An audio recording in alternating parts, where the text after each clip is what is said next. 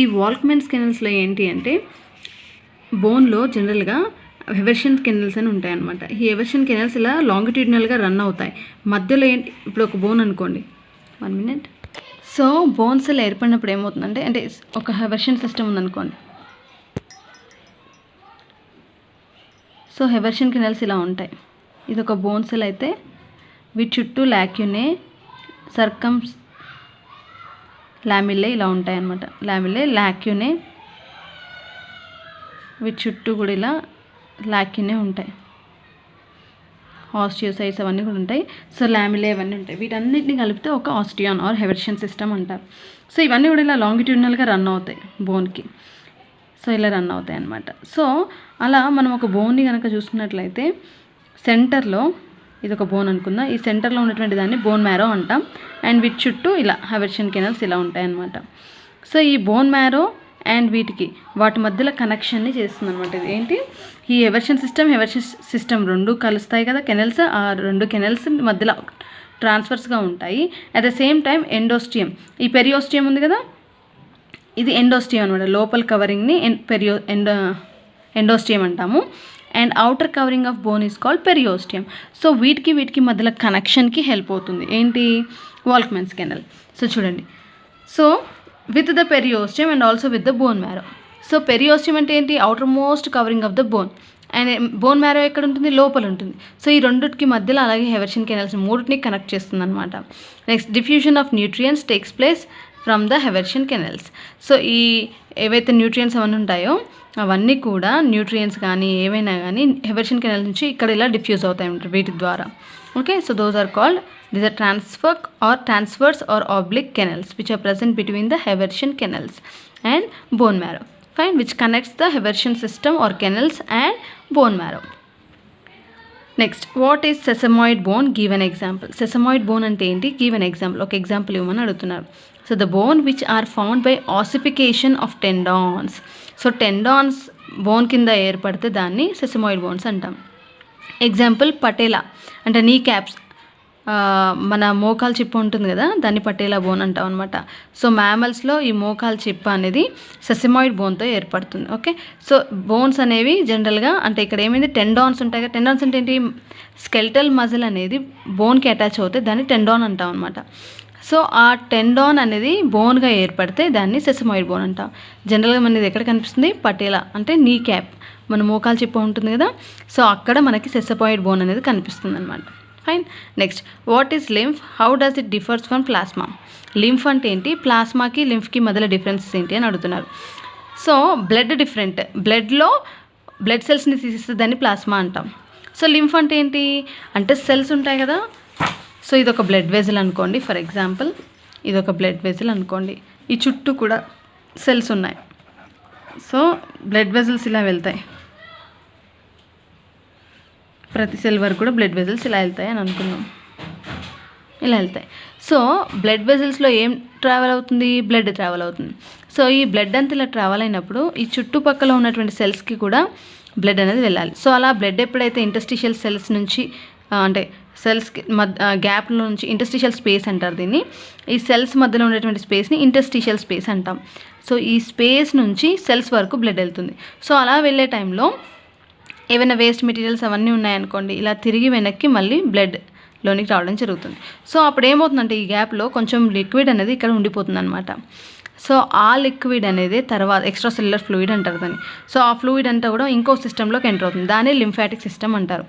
ఈ ఫ్లూయిడ్ని లింఫ్ అంటాం. Fine.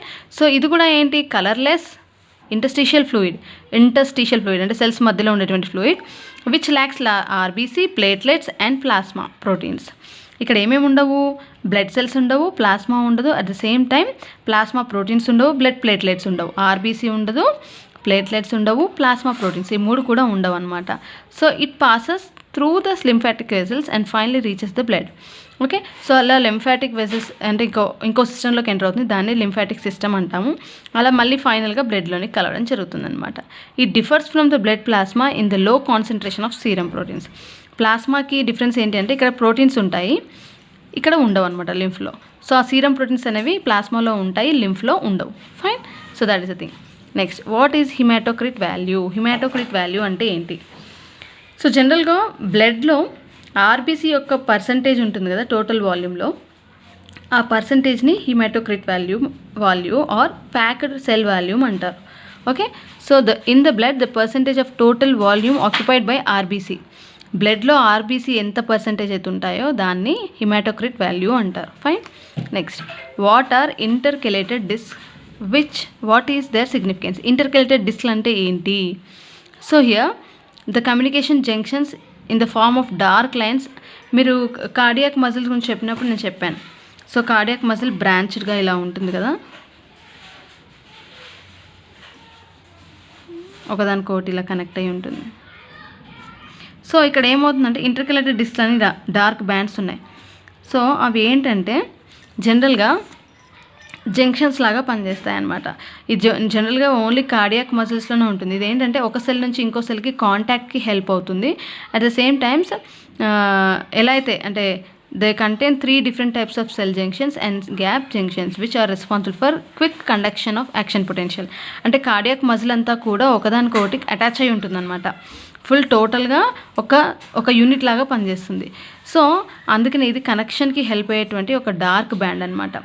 So communication junctions in the form of dark lines across the cardiac muscle fibre are known as intercalated disc. Okay, so ఇలా ఈ muscle సెల్లో ఉండేటువంటి ఈ మజిల్స్లో ఇలా ఇంటర్కెలేటెడ్ డిస్క్ అని ఉంటాయన్నమాట. ఈ డిస్క్ వల్ల కండక్షన్ అనేది ఫాస్ట్గా జరుగుతుంది. ఓకే, అంటే సిగ్నల్ ఏదైనా ఉందనుకోని తొందరగా పాస్ అవ్వడానికి హెల్ప్ అవుతుంది. Fine. So this is about the intercalated disc. Next, cardiac muscle is highly resistant to fatigue. Justify అంటే కార్డియాక్ మజిల్ అంటే ఏంటి?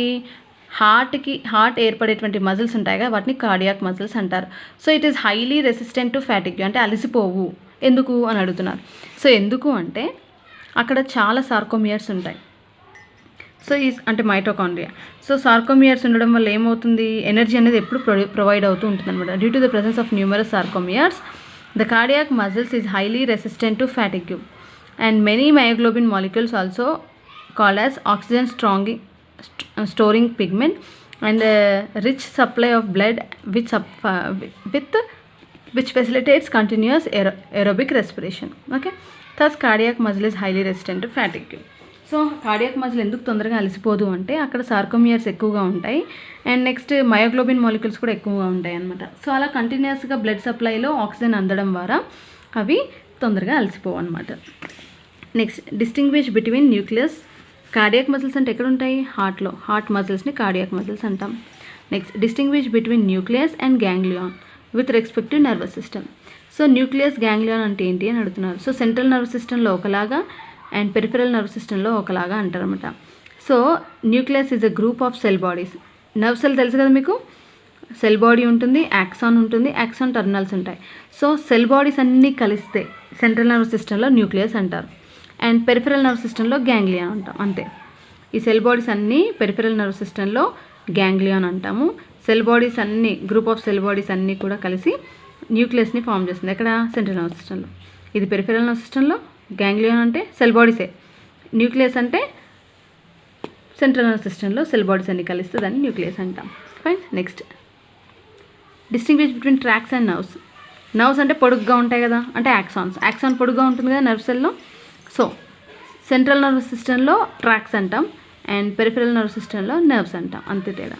Next, name the glial cells that form myelin sheath around the axon of central nervous system. So ఇక్కడ oligodendrocytes అని ఉంటాయి. అవన్నీ కూడా ఏం చేస్తాయి? మైలిన్ షీట్ని ఏర్పరుస్తాయి అన్నమాట సెంట్రల్ నర్వ్ సిస్టంలో. అండ్ పెరిఫెరల్ నర్వ్ సిస్టంలో ష్వాన్ సెల్స్ ఉంటాయి. అవన్నీ కూడా మైలిన్ షీట్ని ఏర్పరుస్తాయి. సో నర్వస్ సెల్ తెలుసుగా మీకు ఎలా ఉంటుందో, పొడుగ్గా ఉంటుంది నర్వ్ సెల్. నర్వ్ సెల్ ఎలా ఉంటుంది? ఇలా.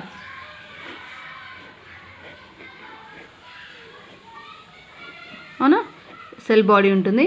సో డెండ్రాయిడ్స్ ఉంటాయి. ఇది యాక్సాన్. సో ఈ axon group of axon track nerves అంటారు. సో పెరిఫెరల్ నర్వ్ సిస్టంలో నర్వ్స్ అంటారు, సెంట్రల్ నర్వ్ సిస్టంలో ట్రాక్స్ అంటారు. ఈ cell bodies, groups of cell bodies in central nerve system it is called nucleus and peripheral nerve system it is called as ganglion. Okay, so this is about the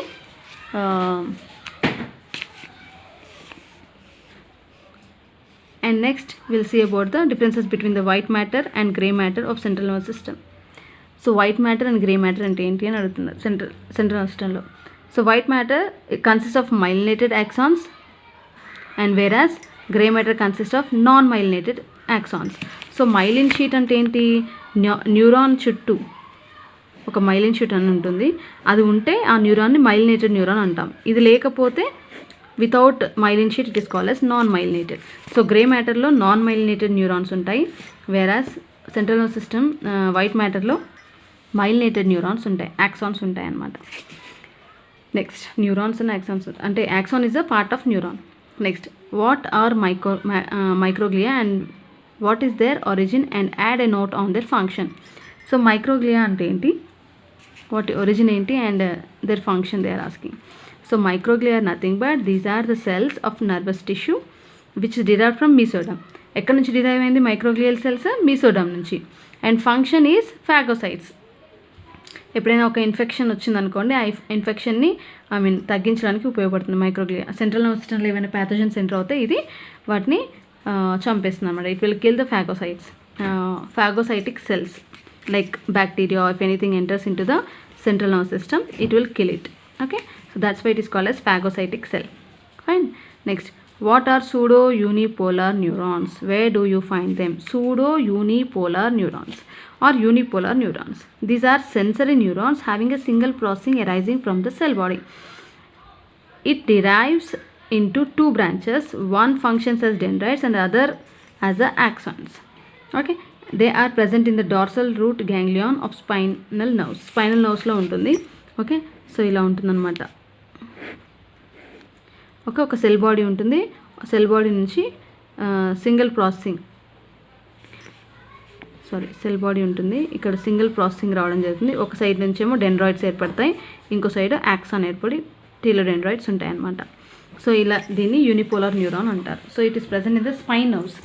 spinal cord నుంచి వచ్చేటువంటి నర్వ్స్ని spine nerves అంటారు. So spinal cord నుంచి వచ్చేటువంటి నర్వ్స్లో ఇది ఉంటుందన్నమాట. Unipolar neurons or pseudo unipolar neurons ఉంటాయి. Fine. So this is about the very shorts of second chapter. So please go through all the 2 mark questions of this chapter. ఈ chapter నుంచి 2 questions వస్తాయి మీకు, అంటే 4 మార్క్స్ కవర్ అవుతాయి. 2 very shorts వచ్చే chance ఉంది కాబట్టి please go through all the questions. Fine. Thank you.